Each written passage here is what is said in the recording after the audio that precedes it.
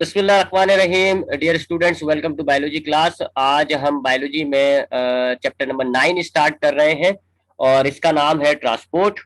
ये हमारी बुक का आखिरी चैप्टर है जी, चैप्टर नंबर 9 ट्रांसपोर्ट। तो सबसे पहले हम जरा ट्रांसपोर्ट या ये जो ट्रांसपोर्टेशन वर्ड होता है थोड़ा इसके हवाले से बात करते हैं। ये है क्या ट्रांसपोर्टेशन? ये जो वर्ड ट्रांसपोर्ट है ना, जो चैप्टर का नाम है वो इसी वर्ड से निकला हुआ है। ट्रांसपोर्टेशन क्या होती है? ट्रांसपोर्टेशन कहते हैं जी मूवमेंट ऑफ सब्सटेंसेस को, यानी कि चीजों को एक जगह से दूसरी जगह लेकर जाना, मूव करना, इसको कहते हो आप ट्रांसपोर्टेशन। यानी कि अगर आप अपने किचन से एक कप उठाएं और कमरे में ले आए, आपने ये क्या किया? एक चीज को एक जगह से दूसरी जगह मूव किया है, ये ट्रांसपोर्टेशन हो गई। अगर आप एक सोफे को उठाते हैं दूसरे कमरे में ले जाते हैं, ये ट्रांसपोर्टेशन है। अक्सर आपने देखा होगा ट्रक्स जो होते हैं, बड़े बड़े जो ट्रक्स होते हैं, ट्रॉलर्स होते हैं, उनको हम कहते हैं कि ये ट्रांसपोर्ट व्हीकल्स होती हैं। क्यों? क्योंकि ट्रक जो होते हैं वो चीजों को एक जगह से दूसरी जगह मुंतकिल कर रहे होते हैं, लेके जा रहे होते हैं। पोर्ट से कोई सामान उठाया, कंटेनर के अंदर रखा और उसको उठा के एक स्टोर पे ले गए, ये क्या हुआ? चीजों को एक जगह से दूसरी जगह मुंतकिल किया। तो ये जो चीजों को, सब्सटेंसेस को हम एक जगह से दूसरी जगह लेकर जा रहे हैं, इसको हम कहते हैं ट्रांसपोर्टेशन। ठीक है, ट्रांसपोर्टेशन क्या हो गई? चीजों को एक जगह से दूसरी जगह लेके जाना। अच्छा, अब बायोलॉजी में ये क्यों पढ़ रहे हैं हम ट्रांसपोर्टेशन? क्यों? क्योंकि बायोलॉजी, ये जो लिविंग ऑर्गेनिजम्स होते हैं इनमें भी ट्रांसपोर्टेशन होती है। जितना भी जानदार है, चाहे वो माइक्रोस्कोपिक हो, एमीबा, बैक्टीरिया, क्लेमोडोमोनास, इनकी तरह माइक्रोस्कोपिक ऑर्गेनिजम्स हो, या बड़े बड़े जो मल्टी सेलुलर होते हैं जैसे कि प्लांट, एनिमल्स, ह्यूमंस, सब में ट्रांसपोर्टेशन होती है। सबों के अंदर चीजें एक जगह से दूसरी जगह जा रही होती है। मिसाल के तौर पे अगर हम ह्यूमन की बात करें, इस वक्त आपको डायग्राम में ह्यूमन नजर आ रहा होगा, तो ह्यूमन के अंदर भी चीजें जो है वो ट्रांसफर होती हैं, सब्सटेंसेस जो है वो मूव करते हैं, ट्रांसपोर्टेशन होती है। कैसे? मिसाल के तौर पे हम नाक के जरिए जब सांस लेते हैं तो हमारी एयर आ जाती है लंग्स के अंदर। अब उस एयर के अंदर मौजूद है ऑक्सीजन। तो ऑक्सीजन कहाँ आ गई? हमारे लंग्स के अंदर। लेकिन ऑक्सीजन जो है वो आपके जिस्म के हर सेल को चाहिए होती है। अब यहाँ क्या होगा? Transportation of oxygen. अब यहाँ लंग्स से ऑक्सीजन निकलेगी और आपके पूरे जिस्म के हर सेल को पहुंचाई जाएगी। ये क्या हो गया? Movement of oxygen. ये क्या हो गया? Transportation of oxygen. इसी तरीके से हमने डाइजेस्टिव सिस्टम पढ़ा है जी, पिछले चैप्टर के अंदर आखिरी टॉपिक था। तब हमने डाइजेस्टिव सिस्टम जब पढ़ा तो हमने क्या देखा जी? ये है स्मॉल इंटेस्टाइन। हमने क्या देखा कि जब फूड हमारा स्मॉल इंटेस्टाइन में आता है तो फूड के अंदर वो ब्रेक हो जाता है काफी हद तक, और उस ब्रेक होकर उसमें बन जाते हैं ग्लूकोज, अमाइनो एसिड और फैटी एसिड। फिर हमने क्या देखा था कि स्मॉल इंटेस्टाइन से ये ग्लूकोज, अमाइनो एसिड और फैटी एसिड एब्जॉर्ब हो जाते हैं किसमें? ब्लड में। पढ़ाया था ना, विलाय के जरिए, फिंगर लाइक प्रोजेक्शन होती है जिनको हम कहते हैं विलाय। तो जब आपका फूड स्मॉल इंटेस्टाइन में आता है तो फूड के अंदर से कार्बोहाइड्रेट, प्रोटीन और जो फैट्स होती हैं वो टूट कर ग्लूकोज, अमाइनो एसिड और फैटी एसिड में ब्रेक डाउन हो जाती है, टूट जाती है। फिर ये सारा मटेरियल आपके ब्लड में एब्जॉर्ब हो जाता है। अब ये जो स्मॉल इंटेस्टाइन के पास ब्लड है, इसके अंदर है जी food molecules, glucose, amino acid, fatty acid. लेकिन ये जो फूड मॉलिक्यूल्स है जो अभी आपके यहाँ के ब्लड में मौजूद है, ये फूड मॉलिक्यूल्स आपके सर से लेके पैर तक हर सेल को चाहिए। हर सेल को, आपके सर के सेल को भी, आपके पैर, हाथ, हर सेल्स को वो फूड चाहिए। तो अब यहाँ क्या होगा? Transportation of food. अब आपका ये जो ब्लड है ना, इसके अंदर जो फूड है ये आपके पूरे बॉडी के अंदर ट्रांसपोर्ट होगा। ये आपका पूरी बॉडी के अंदर हर सेल तक जाएगा और हर सेल आपके उस ब्लड में से फूड मॉलिक्यूल्स को ले लेगा। इसी तरीके से आपके जगह जगह ये जो सेल्स हैं, आपकी पूरी बॉडी के अंदर जो सेल्स हैं, सर के, हाथ के, पैर के, ये रिस्पायरेशन करेंगे। रिस्पायरेशन के नतीजे में ये कार्बन डाइऑक्साइड गैस बनाते हैं। और वो कार्बन डाइऑक्साइड गैस आपका सेल नहीं निकालता बाहर, बल्कि वो सारी कार्बन डाइऑक्साइड गैस आपके हर सेल से कलेक्ट होके कहाँ आ जाती है? लंग्स के अंदर। और फिर जब आप सांस बाहर लेते हैं तो लंग्स में से वो कार्बन डाइऑक्साइड आपकी बाहर निकल जाती है। अब ये क्या हुआ? ये कार्बन डाइऑक्साइड का ट्रांसपोर्ट हुआ। आपके सारे सेल्स में से कार्बन डाइऑक्साइड ट्रांसपोर्ट होकर कहाँ आ गई? लंग्स के अंदर, और फिर लंग्स ने उसको बाहर निकाल दिया। तो हो रही है ना लिविंग ऑर्गेनिजम्स के अंदर, आपके अंदर, एनिमल्स के अंदर, ह्यूमंस के अंदर ट्रांसपोर्टेशन। चीजें एक जगह से दूसरी जगह मुंतकिल हो रही है, चीजें ऑक्सीजन लंग्स से जा रही है जी पूरे सेल के अंदर, पूरे सेल्स में से, तमाम सेल्स में से कार्बन डाइऑक्साइड लंग्स तक आ रही है, स्मॉल इंटेस्टाइन से फूड मॉलिक्यूल्स आपका पूरी बॉडी में डिस्ट्रीब्यूट हो रहा है, ट्रांसपोर्टेशन हो रही है जी लिविंग ऑर्गेनिजम्स के अंदर। प्लांट की बात करें, हम सब जानते हैं जी कि प्लांट जो है वो रूट्स के जरिए वाटर को एब्जॉर्ब करता है, यानी वाटर जो है वो रूट्स में पाया जाता है। लेकिन ये वाटर फोटोसिंथेसिस में इस्तेमाल होता है और फोटोसिंथेसिस लीफ में होते हैं। तो अब यहां पे क्या होगी, ट्रांसपोर्टेशन ऑफ वाटर। ये जो रूट के अंदर वाटर है ये आपका ऐसे ट्रांसफर होगा, मूव होगा और कहा जाएगा, लीफ तक। और फिर लीफ जो है इस वाटर को इस्तेमाल करेंगे फोटोसिंथेसिस के जरिए। तो अब ये क्या होगा, ट्रांसपोर्टेशन ऑफ वाटर। प्लांट्स में भी ट्रांसपोर्टेशन हो रही है। इसी तरीके से ये लीफ जो फूड बनाएगा तो वो फूड स्टेम को भी चाहिए होगा, रूट को भी चाहिए होगा। तो फिर वो फूड जो लीफ ने बनाया है बाय फोटोसिंथेसिस, वो फूड स्टेम में भी जाएगा, रूट में भी जाएगा, यानी कि ट्रांसपोर्टेशन ऑफ फूड। तो प्लांट के अंदर भी ट्रांसपोर्टेशन हो रही है ना, ट्रांसपोर्टेशन ऑफ वाटर हो रही है, ट्रांसपोर्टेशन ऑफ फूड हो रही है। तो प्लांट के अंदर भी ट्रांसपोर्टेशन पाई जा रही है जी, चीजें एक जगह से दूसरी जगह जा रही है। वाटर जा रहा है from root to leaf, food जा रहा है जी फ्रॉम लीफ टू रूट। पौधों के अंदर भी ट्रांसपोर्टेशन हो रही है। इवन के ये जो यूनिसेलुलर ऑर्गेनिजम्स होते हैं इनमें भी ट्रांसपोर्टेशन होती है। अब ये एमीबा है जी, डायग्राम में आपके पास जो बना हुआ है ये एमीबा है। It is a unicellular organism, एक सेल का होता है। अब इसके बाहर मौजूद है जी पानी, एक्वेटिक होता है ये, पानी मौजूद है जी, पानी, इसको पानी चाहिए जी। इसकी बॉडी के बाहर है पानी, इसकी बॉडी के अंदर चाहिए होगा, फिर क्या होगा, पानी इसकी बॉडी के अंदर आएगा। तो अब यहाँ वाटर मूव हुआ ना फ्रॉम आउटसाइड टू इनसाइड, ये क्या हो गई, ट्रांसपोर्टेशन हो गई, movement of substance, movement of water हुआ है यहाँ पर। इसी तरीके से इसके सेल्स के अंदर जब ये रिस्पायरेशन करेगा कार्बन डाइऑक्साइड बनेगी। इससे एमीबा की सेल के अंदर क्या बन जाएगी, कार्बन डाइऑक्साइड गैस। अब वो कार्बन डाइऑक्साइड गैस क्या होगा जी, सेल एमीबा से निकल के बाहर एनवायरमेंट में पानी में चली जाएगी। तब ये क्या हुआ, transportation of carbon dioxide from inside to outside, अंदर से बाहर की तरफ कार्बन डाइऑक्साइड डिफ्यूज हो गई। ऑक्सीजन चाहिए होगी तो अंदर से बाहर से अंदर आ जाएगी। तो यहाँ पर भी आप देख रहे हो ना, एमीबा जो है वो चीजों को अंदर से बाहर या बाहर से अंदर मुंतकिल कर रहा है, ट्रांसपोर्टेशन कर रहा है। This is transportation, movement of substance. तो ये ट्रांसपोर्टेशन होती है, चीजों को एक जगह से दूसरी जगह लेकर जाना, मूव करना, इसको आप कहते हो मूवमेंट ऑफ सब्सटेंसेस, को आप कहते हो ट्रांसपोर्टेशन। ये आपके नॉर्मल लाइफ में भी है और लिविंग ऑर्गेनिजम्स के अंदर भी पाई जा रही है, फिर चाहे वो लिविंग ऑर्गेनिज्म ह्यूमन हो, प्लांट्स हो या छोटे छोटे माइक्रोस्कोपिक ऑर्गेनिज्म। ये सारे ऑर्गेनिज्म सब्सटेंसेस को, चीजों को मूव करते हैं, गैसेस को, वाटर को, फूड को, ये मूव करते हैं। या तो एनवायरनमेंट से अंदर लाते हैं या अंदर से बाहर एनवायरनमेंट में लाते हैं। और जो बड़े ऑर्गेनिजम्स होते हैं जैसे कि प्लांट और एनिमल्स वगैरह, इनके अंदर तो इनकी बॉडी के अंदर भी चीजें मुंतकिल हो रही होती है, एक जगह से दूसरी जगह जा रही होती है। बस फर्क क्या है जी कि आपके जो यूनिसेलुलर ऑर्गेनिजम्स होते हैं ये बड़े छोटे होते हैं, इनका तो होता ही एक सेल है, बहुत ही छोटे छोटे से होते हैं।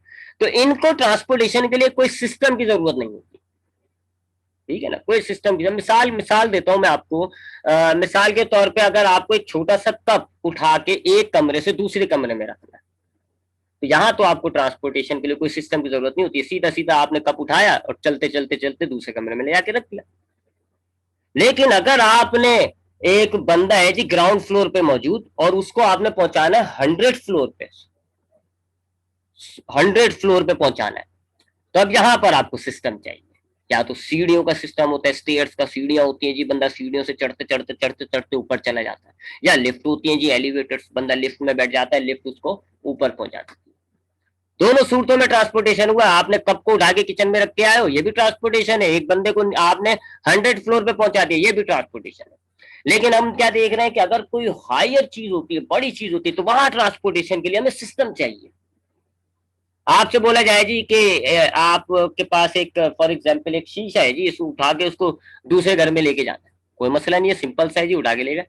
लेकिन पूरे घर का सामान, पूरा फर्नीचर सेट, पूरा घर का सामान आपको एक जगह, एक घर से दूसरे घर लेके जाना है, तो यहाँ आपको सिस्टम चाहिए। आप ट्रक बुलाते हो, मजदूर बुलाते हो, मजदूर उसको ट्रक को लोड करते हैं, सिस्टम चाहिए जी। तो हायर हायर ऑर्गेनिज्म होगा तो उसके अंदर आपको पूरा सिस्टम चाहिए होता है। तो ये जो एनिमल्स और प्लांट होते हैं ये हायर होते हैं, बड़े होते हैं, मल्टी सेलुलर होते हैं, ज्यादा सेल्स होते हैं, बड़ी पेचीदा बॉडी होती है, कॉम्प्लेक्स बॉडी होती है। तो इनके लिए, इनकी बॉडी के अंदर बाकायदा ट्रांसपोर्ट का एक सिस्टम होता है, इनके अंदर सिस्टम होंगे ट्रांसपोर्ट के। जबकि ये जो यूनिसेलुलर होते हैं इनकी बॉडी छोटी सी होती है, एक सेल की बॉडी होती है, इनके अंदर कोई ट्रांसपोर्ट का सिस्टम नहीं होता। ये ट्रांसपोर्ट जो है वो कुछ प्रोसेस के जरिए करते हैं, एक्टिव ट्रांसपोर्ट या डिफ्यूजन या ऑस्मोसिस। ये सिंपल जो प्रोसेस होते हैं ना, ये हमने पढ़ चुके हैं चैप्टर 4 में, ऑस्मोसिस, डिफ्यूजन, एक्टिव ट्रांसपोर्ट। ये उन्हीं प्रोसेस के जरिए ट्रांसपोर्टेशन कर लेते हैं, चीजों को बाहर से अंदर ले आते हैं बाय डिफ्यूजन या ऑस्मोसिस या एक्टिव ट्रांसपोर्ट, या अंदर से बाहर का कोई चीज भेजनी होती है तो वो इन्हीं प्रोसेस के जरिए कर लेते हैं। तो लिविंग ऑर्गेनिजम्स के अंदर आपको ट्रांसपोर्टेशन मिलेगा, चीजें एक जगह से दूसरी जगह मूव होंगी। बस फर्क क्या है कि अगर एक सिंपल ऑर्गेनिज्म है, कोई यूनिसेलुलर है, तो उसके अंदर कोई सिस्टम मौजूद नहीं होता, सिंपल ऑस्मोसिस डिफ्यूजन के जरिए आ जाता है। और जितना हायर ऑर्गेनिज्म होता है, बड़ा ऑर्गेनिज्म होता है, वहां पर सिस्टम की जरूरत होती है, बकायदा एक वेल डेवलप्ड सिस्टम पाया जा रहा होता है। तो अब जरा बात करते हैं पहले माइक्रोस्कोपिक ऑर्गेनिजम्स की, कि माइक्रोस्कोपिक ऑर्गेनिजम्स किस तरीके से ये ट्रांसपोर्ट करते हैं। तो मैंने आपको बताया, इनके एनवायरनमेंट में बाहर पानी मौजूद होता है, इनको अंदर लेकर आना होता है, ये ऑस्मोसिस डिफ्यूजन या एक्टिव ट्रांसपोर्ट के जरिए अपनी बॉडी के अंदर ले आते हैं। या अंदर कोई मटेरियल मौजूद है, कार्बन डाइऑक्साइड, इनको उसको एक्सक्रीट करना है, बाहर निकालना है, तो ये वही डिफ्यूजन, ऑस्मोसिस या एक्टिव ट्रांसपोर्ट के जरिए उस अंदर मौजूद कार्बन डाइऑक्साइड को एनवायरनमेंट में रिलीज कर देंगे। वो एक सिंपल प्रोसेस, कोई इनके अंदर कोई कोई सिस्टम मौजूद नहीं होता। हाँ, ये सिस्टम जरा देख लेते हैं, ये प्रोसेस देख लेते हैं, डिफ्यूजन, ऑस्मोसिस और एक्टिव ट्रांसपोर्ट ये क्या होते हैं। वैसे तो हमने ये चैप्टर नंबर 4 में पढ़ा है, जब हमने सेल मेम्ब्रेन को स्टडी किया था तब हमने उसको काफी डिटेल में स्टडी किया था, लेकिन थोड़ा सा मैं आपको रिवाइज करा देता हूँ यहाँ। ये एक्चुअल में दो सिस्टम है, दो प्रोसेस है ये, एक कहलाता है पैसिव ट्रांसपोर्ट, एक कहलाता है एक्टिव ट्रांसपोर्ट। ये दोनों एक दूसरे के अपोजिट है। पैसिव ट्रांसपोर्ट क्या होता है, अगर मॉलिक्यूल्स हाई कंसंट्रेशन से लो कंसंट्रेशन की तरफ जाते हैं, मूव करते हैं, इसको आप कहते हो passive transport, movement of molecules from high concentration to low concentration. अगर इस डायग्राम को देखें अगर हम, तो यहां पर आपके पास देखें, ये बीच में मेम्ब्रेन है, ऊपर जो है या ब्लू डॉट्स जो है दे आर मॉलिक्यूल्स, ये मॉलिक्यूल्स है। ऊपर आपको ज्यादा मॉलिक्यूल्स नजर आ रहे हैं, नीचे आपको कुछ भी मॉलिक्यूल नजर नहीं आ रहा है। इसका मतलब है ऊपर हो गई हाई कंसंट्रेशन, नीचे हो गई लो कंसंट्रेशन। अब अगर ये मॉलिक्यूल्स हाई से लो की तरफ मूव होंगे, इस डायग्राम में आपको यही नजर आ रहा है कि मॉलिक्यूल्स जो है वो हाई से लो की तरफ देखें मूव हो रहा है, ऊपर से नीचे की तरफ आ रहा है। 3 आ चुके हैं, 3 और आ रहे हैं। ये क्या हो रहा है, movement of molecules from high concentration to low concentration. इसको आप कहते हो पैसिव ट्रांसपोर्ट, कि जहां मॉलिक्यूल्स ज्यादा है वहां से ट्रेवल करके कहां आएंगे, जहां मॉलिक्यूल्स कम है। इसको आप कहते हो पैसिव ट्रांसपोर्ट। और बताया भी था आपको कि पैसिव ट्रांसपोर्ट में एनर्जी की जरूरत नहीं होती है, ये it is a natural phenomena, कुदरती तौर पे होता है, कोई एनर्जी की जरूरत नहीं होती। बगैर एनर्जी के, बगैर कोई इनपुट लगाए, कोई एनर्जी लगाए, मॉलिक्यूल्स जो है वो हाई से लो की तरफ मूव करते हैं automatic. This is called passive transport. इसकी दो टाइप्स होती हैं पैसिव ट्रांसपोर्ट की, एक कहलाता है डिफ्यूजन, एक कहलाता है ऑस्मोसिस। डिफ्यूजन ऑस्मोसिस क्या होता है जी, केमिस्ट्री के अंदर थोड़ा सा डिफरेंट होता है, बायोलॉजी के अंदर थोड़ा सा डिफरेंट होता है। पहले केमिस्ट्री के अतबार से बात कर लेते हैं, तो दोनों डिफ्यूजन और ऑस्मोसिस दोनों पैसिव ट्रांसपोर्ट की टाइप है, लिहाजा दोनों के अंदर मूवमेंट ऑफ मॉलिक्यूल्स होंगी कैसे, from high concentration to low concentration, दोनों में। डिफ्यूजन में भी मॉलिक्यूल्स जो है वो हाई कंसंट्रेशन से लो कंसंट्रेशन की तरफ जाते हैं, ऑस्मोसिस में भी मॉलिक्यूल्स जो है वो हाई कंसंट्रेशन से लो कंसंट्रेशन की तरफ जाते हैं। फर्क होता है जी बीच में मेम्ब्रेन का। अगर बीच में मेम्ब्रेन नहीं है, हाई और लो कंसंट्रेशन के दरमियान बीच में मेम्ब्रेन नहीं है, तो वो डिफ्यूजन है। और अगर बीच में मेम्ब्रेन है तो वो ऑस्मोसिस है। इस डायग्राम को देखें जी, यहाँ हाई कंसंट्रेशन है, यहाँ पे लो कंसंट्रेशन है, देखें जी हाई से लो, लेकिन बीच में कोई मेम्ब्रेन नहीं है, तो ये डिफ्यूजन हो गया। और यहाँ देखें आप, ये हाई कंसंट्रेशन हो गया, ये लो कंसंट्रेशन हो गया, ये जो डॉटेड लाइन है ना, ये है सेमी परमेबल मेम्ब्रेन। अब यहाँ हाई और लो के दरमियान मेम्ब्रेन पाई जा रही है, तो इसको आप क्या कहोगे, ऑस्मोसिस। ये तो केमिस्ट्री की टर्म्स में हो जाता है। तो केमिस्ट्री में हम कहते हैं जी कि अगर movement of molecules from high to low concentration हो रहा है, बीच में मेम्ब्रेन नहीं है, तो इसको आप कहते हैं डिफ्यूजन। और अगर हाई कंसंट्रेशन लो कंसंट्रेशन के दरमियान बीच में मेम्ब्रेन है और मेम्ब्रेन क्रॉस करके मॉलिक्यूल्स हाई से लो की तरफ जा रहे हैं, तो उसको आप कहते हैं ऑस्मोसिस। जबकि बायोलॉजी में बहुत ही सिंपल करा हुआ है हमने, बायोलॉजी के अंदर हम अगर मॉलिक्यूल्स हाई से लो जो जा रहे हैं, अगर वो गैस या सॉलिड के हैं तो हम कहते हैं डिफ्यूजन, और अगर वाटर के हैं तो हम कहते हैं ऑस्मोसिस। ठीक है, बाकी बाकी वो बहुत सिंपल है, वही movement of molecules from high to low concentration बगैर एनर्जी। तो ये होता है डिफ्यूजन और ऑस्मोसिस। ये दोनों पैसिव की टाइप है। और आपको बताया था मैंने भी कि पैसिव के अलावा एक और होता है जिसको आप कहते हो एक्टिव ट्रांसपोर्ट। ये एक्टिव ट्रांसपोर्ट पैसिव का अपोजिट है। एक्टिव ट्रांसपोर्ट क्या होता है जी, इसके अंदर मॉलिक्यूल्स लो से हाई की तरफ जाते हैं, जहां कम है मॉलिक्यूल्स वहां से ट्रेवल करके जहां ज्यादा है मॉलिक्यूल्स उस तरफ जा रहे होते हैं, इसको आप कहते हो एक्टिव ट्रांसपोर्ट। इस डायग्राम में आपको नजर आ रहा है कि ये जो लेफ्ट साइड है ना, ये है लो कंसेंट्रेशन, राइट साइड जो है वो हाई कंसेंट्रेशन। अब अगर मॉलिक्यूल्स ऐसे जाए फ्रॉम लेफ्ट टू राइट यानी लो से हाई की तरफ, तो ये क्या हो गया, ये एक्टिव ट्रांसपोर्ट।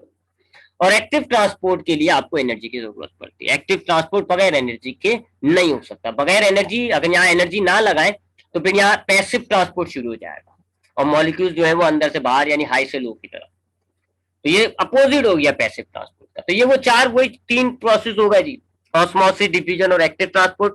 इनके जरिए जो है वो आपके जो यूनिसेलुलर ऑर्गेनिज्म होते हैं ना, एमीबा, बैक्टीरिया वगैरह, ये आपके अपने एनवायरमेंट से चीजों को जो अंदर ला रहे हैं सेल के अंदर, या सेल के अंदर से चीजों को जो बाहर लेके जा रहे हैं ना, वो इन्हीं प्रोसेस के जरिए लेके जाते हैं। या तो वो एक्टिव ट्रांसपोर्ट के जरिए ले जाते हैं, वाटर होता है तो ऑस्मोसिस के जरिए ले जाते हैं, गैसेस वगैरह होती हैं तो वो डिफ्यूजन के जरिए। ठीक है, तो यानी ये जो यूनिसेलुलर होते हैं इनके अंदर कोई बकायदा कोई वेल डेवलप सिस्टम नहीं है। ये बस ये एक्टिव ट्रांसपोर्ट, ऑस्मोसिस और डिवीजन के जरिए अपने एनवायरमेंट से चीजों में ट्रांसपोर्टेशन कर लेते हैं, चीजों को अंदर ले आते हैं या अंदर से बाहर ले आते हैं। मूवमेंट हो रही है सब्सटेंसेस की या ट्रांसपोर्टेशन हो रही है। अब हम बात करते हैं जी ट्रांसपोर्टेशन इन प्लांट्स।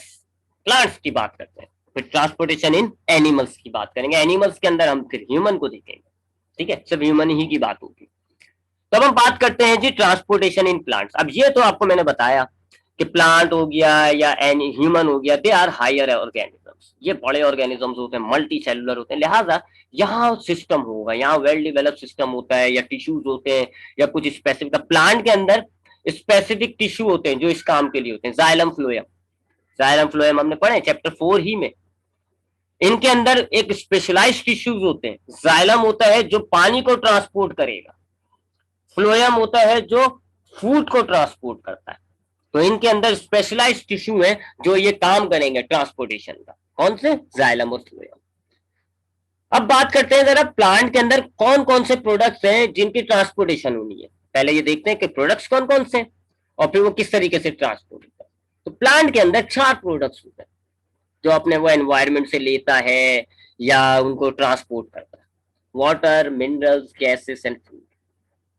पानी, ये जो मिनरल्स होते हैं ये तो पानी में ही डिजोल्व हो जाते हैं, तो ये वाटर के साथ साथ मिनरल ट्रांसपोर्ट हो रहा होता है। ठीक है, तो ये जितने भी आपके ये मिनरल्स होते हैं, सोडियम, पोटेशियम, नाइट्रोजन, ये मिनरल्स ये जो होते हैं ये क्या करते हैं जी, वाटर के अंदर डिजोल्व हो जाते हैं और वाटर के साथ साथ मिनरल ट्रांसपोर्ट होता है। जबकि गैसेस होती है जी, oxygen gas, carbon dioxide gas. आपको पता है कि ऑक्सीजन गैस रिस्पायरेशन में चाहिए होती है प्लांट को, कार्बन डाइऑक्साइड गैस जो है वो फोटोसिंथेसिस के लिए चाहिए होती है।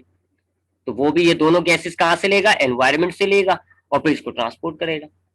और आखिरी चीज है फूड। अच्छा, फूड एनवायरमेंट से नहीं लेता, ये ऑटोट्रॉप होता है, ये फूड अपना खुद बनाएगा। हाँ, फूड बनाने के बाद उसको ट्रांसपोर्ट जरूर करेगा क्योंकि फूड तैयार होता है लीफ के अंदर, जबकि चाहिए होगा पूरी प्लांट बॉडी को। तो फूड तैयार तो ये अपने अपने तौर पर खुद करेगा, ऑटोट्रॉप है। हाँ, फूड की ट्रांसपोर्टेशन होगी। तो ये 4 चीजें हैं, water, mineral, gases and food. इनमें से 3 चीजें समझ लें आप, ये एनवायरमेंट से ले रहा है, एक चीज ये खुद बना रहा है।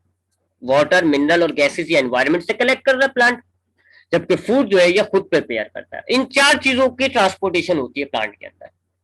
इन 4 चीजों को एक, ठीक है जी। तो ये 4 चीजें हैं प्लांट के अंदर, वाटर, मिनरल, गैसेस और फूड।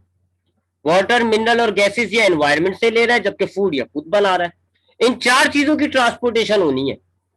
इन 4 चीजों को इन 4 चीजों को प्लांट जो है वो एक जगह से दूसरी जगह मुंतकिल करेगा। अब कहां से कहां मुंतकिल करेगा वो मैं आपको बताता हूँ। थोड़ी सी बात कर लेते हैं एब्जॉर्प्शन और ट्रांसपोर्टेशन की। तो ये जो शुरू की 2 चीजें, वाटर और मिनरल, मैंने आपको बताया मिनरल वाटर में डिसॉल्व हो जाता है। ये वाटर और मिनरल प्लांट एब्जॉर्ब करता है रूट्स के जरिए। वाटर और मिनरल जो है वो जमीन में पाया जाता है और प्लांट का पार्ट जो जमीन के अंदर होता है वो होता है रूट। लिहाजा रूट के जरिए पौधा जो है वो पानी और उसके अंदर जो मिनरल डिसॉल्व हुए हैं वो एब्जॉर्ब कर लेता है। रूट के जरिए ये अपनी मट्टी में से पानी को अपनी प्लांट की बॉडी के अंदर ले आएगा। अब पानी कहां पाया जा रहा है? रूट्स के अंदर। वैसे तो सॉइल में था, लेकिन सॉइल से वो कहां आ गया? रूट्स के अंदर। अब प्लांट के अंदर पानी जो है वो रूट्स में है, but it is required in leaf. Photosynthesis leaf में होता है, पानी वहां चाहिए, लिहाजा इस ट्रांसपोर्टेशन होगी जी पानी की। अब रूट से पानी जो है वो जाएगा लीफ तक। बताया मैंने आपको, जाइलम नाम का एक स्पेशलाइज्ड टिश्यू होता है जिसके जरिए रूट जो है वो पानी जो है वो रूट के जरिए कहा जाएगा, लीफ तक जाएगा। अब ये कैसे होगा ये मैं आपको बताऊंगा आगे, पर अभी ये याद रखिएगा कि ये जो चार चीजें मैंने आपको बताई, वाटर, मिनरल, गैस और फूड, इसमें से वाटर और मिनरल जो है ये सॉइल में होता है, प्लांट जो है वो रूट के जरिए इनको एब्जॉर्ब कर लेता है। अब पानी जो है वो रूट में आ गया। अब रूट में एक स्पेशलाइज्ड टिश्यू होता है which is called xylem. Xylem के जरिए ये रूट जो है पानी जो है ये जाएगा रूट में से लीफ तक। अब लीफ पे चला जाएगा पानी, लीफ उस पानी को इस्तेमाल करके फोटोसिंथेसिस करेगा। ठीक है जी, ये दो चीजों की बात हो गई, वाटर और mineral absorb by roots and transported by xylem. Gases की बात करें तो हमने पढ़ा है हमारे पास जो गैसेस है वो लीफ के अंदर एक छोटे छोटे से सुराग होते हैं जिनको हम कहते हैं स्टोमेटा। बताया था हमने ये फोटोसिंथेसिस रिस्पायरेशन वाले टॉपिक के अंदर कि जैसे हमारी नाक के सुराग होते हैं ऐसे हमारे लीफ में बहुत सारे सुराग होते हैं। बस फर्क क्या है, हमारी नाक में 2 सुराग है, लीफ में बहुत सारे होते हैं। हमारी नाक के सुराग बंद खोल नहीं हो सकते, लेकिन वो जो लीफ के सुराग होते हैं ना स्टोमेटा, वो क्लोज ओपन हो सकते हैं खिड़की की तरह, उनको हम कहते हैं स्टोमेटा। इस चैप्टर में भी हम उसको डिस्कस करेंगे एक दफा और। तो वो स्टोमेटा खुलते हैं, हवा जो है